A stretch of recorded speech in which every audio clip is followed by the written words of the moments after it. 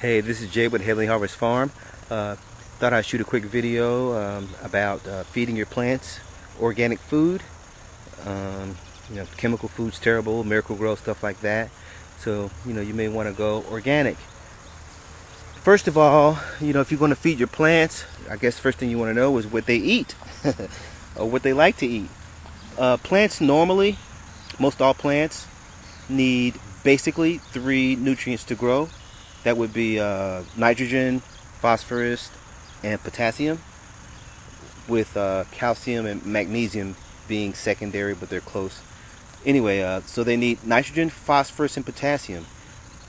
Whenever you buy any kind of food, whether it be chemical or organic, you're going to see 3 numbers on the front of the bag or box or whatever you get it in. And that's going to let you know how much nitrogen, phosphorus, and potassium's in your food. The first number is nitrogen, second number is phosphorus, and the third number is potassium. And that's the percentage. So it's 12%. This food here, which is the best for starting your plants or early in the spring, this one here is 12% nitrogen, 11% phosphorus, and 2% potassium. Plants need more nitrogen early in the season because nitrogen controls their green growth and photosynthesis and so forth. And as it gets later in the season, they don't need as much nitrogen, so then you'll switch to a food, well, I'll be switching to would be Indonesian bat guano that has 0 nitrogen, and then it has more phosphorus and potassium.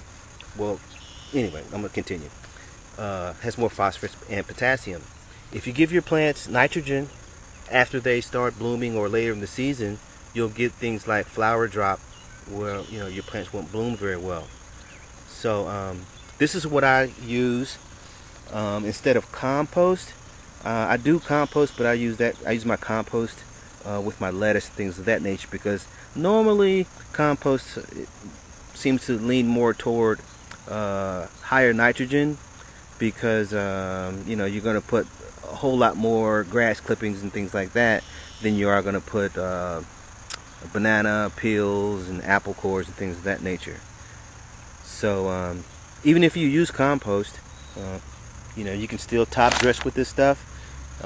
This is pelletized, and I heard someone say something about pellets not being too water soluble, but that's totally not true. I've got chickens, and those birds, they crapped on their chicken ladder, and it got pretty hard, pelletized.